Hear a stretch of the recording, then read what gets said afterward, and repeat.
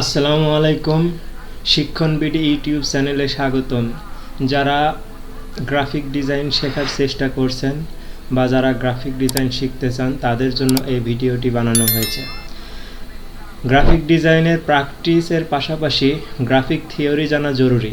Graphic theory class নম্বর 1-এ আপনারা জানতে পারবেন গ্রাফিক ডিজাইন করতে যে 5টি সফটওয়্যার প্রয়োজন সেই সম্পর্কে ধারণা অর্জন করতে পারবেন।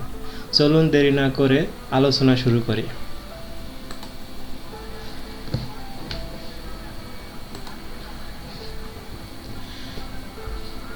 আমাদের সর্বপ্রথম জানতে হবে গ্রাফিক ডিজাইন কি। কোনো ক্রিয়েটিভ চিন্তা, কল্পনা, আইডিয়া বা তথ্যকে একটা সুন্দর ও মানসম্মত রূপ বা চিত্র দেওয়ার উদ্দেশ্যে যে প্রক্রিয়ায় সেটাকে আর্ট বা ডিজাইনে রূপান্তর করা হয় তা হলো গ্রাফিক ডিজাইন। মানুষ স্বাভাবিকভাবেই তার ব্রেন দিয়ে কোনো একটা কল্পনা করে, কোনো কিছুকে কল্পনা করে, সুন্দর আর্ট মাথার ভিতরে তৈরি করে। প্রথম ছবিতে আপনারা বুঝতে পারছেন মানুষ লক্ষ লক্ষ রং পর্যবেক্ষণ করে দেখতে পারে, আর এই রঙের মাধ্যমে মানুষ তার কল্পনাকে রঙিন করে। আর এই কল্পনা বা তার ভাবনাকে যখন লিখিত আকারে, আর্ট আকারে, ড্রয়িং আকারে রূপ দেয় তখনই তাকে বলা হয় গ্রাফিক ডিজাইন। সাধারণত গ্রাফিক ডিজাইনের 2টি পার্ট বা অধ্যায় আছে। 1 থিওরি পড়া, 2 হচ্ছে প্র্যাকটিস করা। থিওরি পড়তে গেলে এবং গ্রাফিক ডিজাইন যেটা প্র্যাকটিস, ড্রয়িং করতে গেলে আমাদের মাথার ভিতরে প্রথমে আনতে হবে রং। সেক্ষেত্রে আমরা বলতে পারি যে হ্যাপিনেস, তারপরে cherry, powerful, nature, calmness, popular, luxury, royalty. যে প্রকৃতি সম্পর্কে কী ধরনের কালার হতে পারে, কী ধরনের রং হতে পারে। যদি কোনো গ্রাফিক ডিজাইনে এই রঙকে ব্যবহার করা যায় যথোপযুক্তভাবে, অপটিমামভাবে ব্যবহার করা যায় পারফেক্টলি, তাহলে সেই গ্রাফিক ডিজাইন প্রাণ ফিরে পাবে এবং ডিজাইনটা অবশ্যই সুন্দর হবে।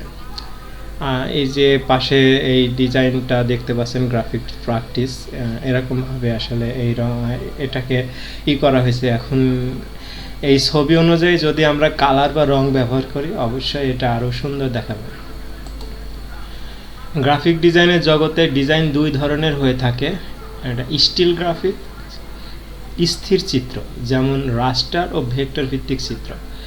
যেমন এখানে স্থির চিত্র দেখতে পাচ্ছেন, একটা ইঞ্জিনিয়ার একটা বাড়ি ড্রয়িং করেছেন। এই বাড়ি একটা স্থির চিত্র। আমরা যেগুলো মোবাইলে ছবি ধারণ করি স্থির চিত্র, আমরা দেওয়ালে অ্যালবাম করি, এটা একটা স্থির চিত্র। আমরা কোনো কিছু ড্রয়িং করে রেখে স্থায়ীভাবে দেখানোর জন্য এটা হচ্ছে স্থির চিত্র। আর মোশন গ্রাফিক্সকে যেমন অ্যানিমেশন ভিত্তিক চিত্র, যেমন আমরা কার্টুন দেখি, মুভি দেখি, সিনেমা দেখি, থ্রিলার দেখি, যেগুলো মোশন মুভ আছে যেগুলো, সেগুলোকে আমরা মোশন বলি। আমরা সাধারণত স্টিল গ্রাফিক্সই বেশি করে থাকি। সেজন্য এই ক্ষেত্রে স্টিল গ্রাফিক্সের জন্য যে সকল সফটওয়্যার আমাদের প্রয়োজন, এই ক্লাসে সেই সকল সফটওয়্যার নিয়ে আলোচনা করব। স্টিল গ্রাফিক্স ডিজাইন আবার 2 ধরনের হয়ে থাকে। রাস্টার ডিজাইন, পিক্সেল ভিত্তিক ডিজাইন, যা অ্যাডোবি ফটোশপ দিয়ে ডিজাইন করা হয়। রাস্টার ডিজাইন, এখানে একটা ছবি দেখতে পাচ্ছেন যেখানে পিক্সেল দেখা যাচ্ছে, অসংখ্য পিক্সেলের সমন্বয়ে একটি এলিমেন্ট তৈরি হয়। যেমন এখানে যদি বড় করে দেখা যায়, জুম করে, তাহলে দেখা যাবে একটা ছোপ একটা ধার দাগ দেখা যাচ্ছে। এই অসংখ্য হাজার হাজার লক্ষ লক্ষ লক্ষ পিক্সেল মিলে একত্র হয়ে একটা এলিমেন্ট তৈরি হয়, একটা ছবি বা চিত্র তৈরি হয়।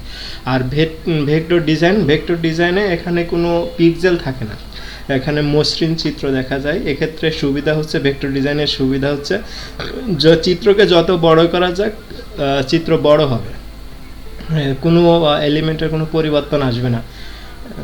যেমন অঙ্কন করা হয়েছিল ঠিক হুবহু তেমনই দেখাবে। ভেক্টর ভিত্তিক বা ইমেজ ফরম্যাটে হয়ে থাকে, যা অ্যাডোবি ইলাস্ট্রেটর দিয়ে ডিজাইন করা হয়। এবার দেখা যাবে অ্যাডোবি ফটোশপ এবং অ্যাডোবি ইলাস্ট্রেটরের ভিতরে ইমেজ ভিত্তিক আসলে পার্থক্য।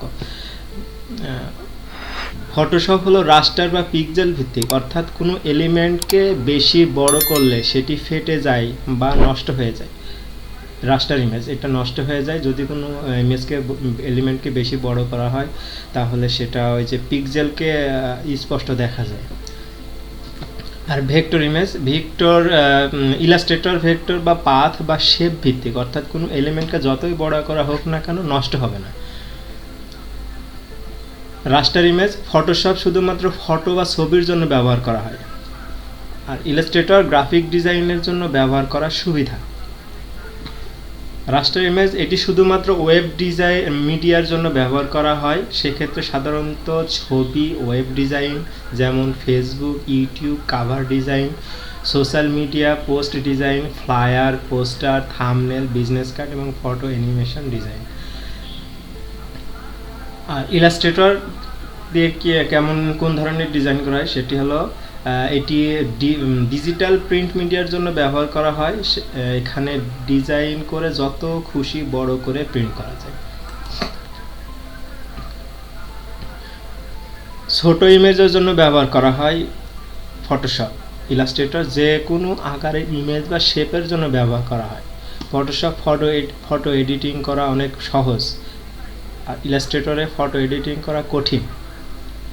ফটোশপ ব্যবহার করে মকআপ করা যায়, সাধারণত রাস্টার ইমেজ জেপিজি এবং পিএনজি ফরম্যাটে সেভ করা যায়।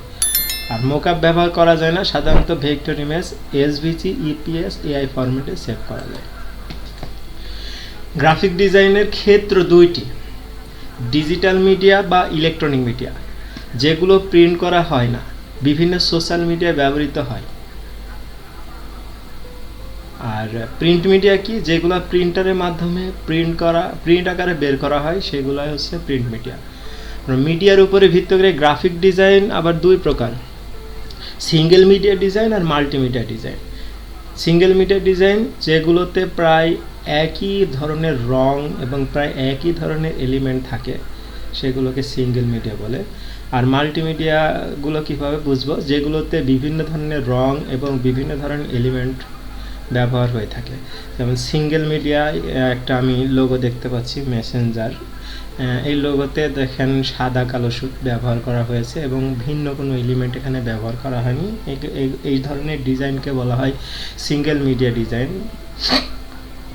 আর মাল্টিমিডিয়া ডিজাইন হচ্ছে এখানে বিভিন্ন ধরনের এলিমেন্ট ব্যবহার হবে, বিভিন্ন ধরনের রং ব্যবহার হবে এবং জটিল ধরনের চিত্র হবে, সেটা হচ্ছে মাল্টিমিডিয়া ডিজাইন। স্টিল গ্রাফিক্স ডিজাইনের জন্য 5টি সেরা সফটওয়্যার, যেটা আমি ক্লাসের শুরুতে বলেছিলাম যে 5টি সফটওয়্যার সম্পর্কে আমরা জানব, যে 5টি সফটওয়্যার আমাদের ডিজাইন করতে গেলে অবশ্যই লাগবে, বিশেষ করে স্টিল গ্রাফিক্স ডিজাইনের জন্য। প্রথমে রেখেছি Adobe Photoshop, Adobe Illustrator, Adobe InDesign, তারপরে ক্যানভা আর মাইক্রোসফট পাওয়ার পয়েন্ট। চলুন এগুলো একে একে ব্যবহার জেনে নেওয়া যাক। অ্যাডোবি ফটোশপ সম্পর্কে ধারণা। অ্যাডোবি ফটোশপ একটি রাস্টার বেস সফটওয়্যার। ফটোশপ বলতে এখানে বোঝাই যাচ্ছে যে ফটো এর দোকান। এটি দিয়ে photo editing, clipping path, photo background remove, photo retouch, effect এমন অনেক কাজ সহজে করা যায়। টুলসগুলো স্মুথলি কাজ করে এবং প্রতিটি লেয়ারে ভাগ করে কাজ করা যায়। সবগুলো টুলসের কাজ না জানলেও বিশেষ কিছু টুলসের মাধ্যমে ডিজাইন করা যায়। রাস্টার ইমেজে এডিটিংয়ে একটি শক্তিশালী এবং ব্যাপকভাবে ব্যবহৃত একটি বহুমুখী software. Graphic design, digital art, web design, web print এবং ওয়েব বিজ্ঞাপনের জন্য বহুল আলোচিত একটি সফটওয়্যার। তাহলে জানতে পারলেন অ্যাডোবি ফটোশপ আসলে একটি জনপ্রিয় এবং সুন্দর সফটওয়্যার। বিশেষ গুণ হচ্ছে এটা রাস্টার ভিত্তিক ইমেজ তৈরি হয় এবং যেগুলা আমরা সচরাচর ডিজিটাল মিডিয়ায় ব্যবহার করি, কিছু ক্ষেত্রে আমরা প্রিন্ট করি, যেগুলা ছোট ইমেজের ক্ষেত্রে। এবং এগুলো সহজে হ্যান্ডেল করা এবং অঙ্কন করা সহজ, এবং যারা কম অভিজ্ঞ তারাও কিছু বিশেষ টুলসের মাধ্যমে কাজগুলো সম্পন্ন করতে পারে, এটাই বোঝা যাচ্ছে।